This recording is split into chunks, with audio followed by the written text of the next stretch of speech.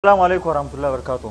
بوم أكمل جرتان وبليين مسلمة الدنيا تنقبت كركمتان وندي خيسانو ورين فيديو خنا بكات دادا إدو دادا تساني داوت شاجرتان أران تنا خيسوما أدا كابنة نه خيسوما تينيس شيخ عبد الرزاق أحمد جامني يوخين شيخ مجلس مچارا جت جودان بكما Egaa sheekha yeroo jalqabaatiif witri irratti afaan oromootiin du'aa afaan oromootiin godhee addunyaaf ajandaa ta'ee mee keessummaa keenya kanarraa oliin sagantaa ajaa'ibaa gaafiif deefii waan goonuuf hundi keessanuu hanga xumuras sagantaa keenyatti nu waliin turaan afeerraa keenya asumaanuu karaa sheekhattiin isin dabarsaa.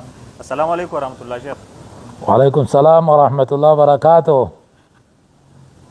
jalqabarratti yeroo teessan aarsaa gootanii sagantaa teenyaaf hayyamamaa taatanii asitti nu farkamuu keessaniif galatoomaa baga nagayaan dhuftan. Isinilleen galatooma haasawa hawaasa fayyadu nu haasofsiisuu barbaadu keessaniif dhaloota har'aa taatanii jaarraa 20 takka taatanii dhaloota biyya tanaaf awwaamu yoo kajeelamu taatanii dirree duniyaa irratti argamtanii jiraattanii nu dubbisuufuu alhamdulillah jenna galatoma kama keessani ulfaadha. Okay, mee karaa sagantaa osoo hin seenin dura mee sheekh maqaa keessan guutuu eessatti dhalattan akkasumatti sheeyni eessatti baratee ammaan tana hoo eessa jiraata? Bismillahir Rahmanir Rahim.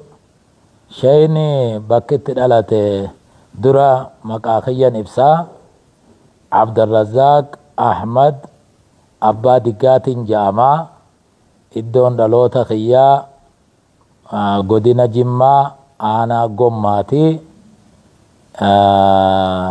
Inni biraa immoo kallattiin akkaataan barmoota kiyyaa durarratti quraana manumattiin qara'ee abbaa kiyyaatu majlisa qaraa'isa darasuma nu bira jirtu irratti quraana qara'ee quraana sambuusee umrii amataa 8 achi boodan karaa ilmi fiqhiidha deemee safiinaa muktasara baafadli abi shujaa minhaaj umdaa fi minhaajii fi fatul jawaadii fi mughni ilmi fiqhiidha haga san qara'ee achi boodan karaa ilmi hadiisaa tafsiiraa deebi'ee sheekkanan irratti baradhe gaa hedduudha.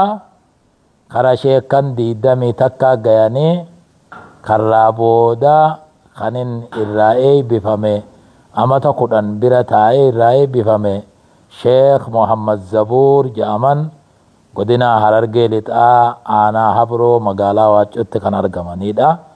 Amma immoo iddoon jireenya kiyyaa kanin jiraataa jiru magaalaa Machaaraa barsiisaa majlisaa ta'eetiin as jira. Maashaallah. Sheeyni bu'aa bahii dila keessa dabreeti kaasgee tole galatoomi karaa gaafii itti aantu yeroon dabruu Machaaraa eefa qubattanii hangami waggaa meeqa geessan siitu Machaaraa filatee dhufe moo carrumaatu Machaaraa si ga'ee dhufte?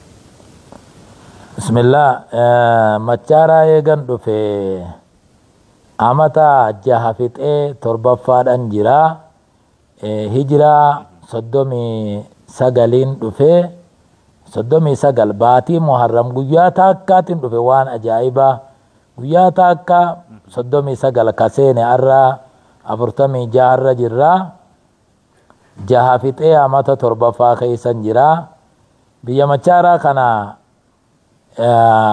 anaaf filatee dhufe caarraa osoo hin ta'in naanninillee beeku akkuma odeeffannootti biyya 8tu bakka nan qubadhu na gaafate Harargee keessa bakka 4 godina Jimmaa keessa bakka 4 kasaglaffaa kanammoo anaaf filatee biyyi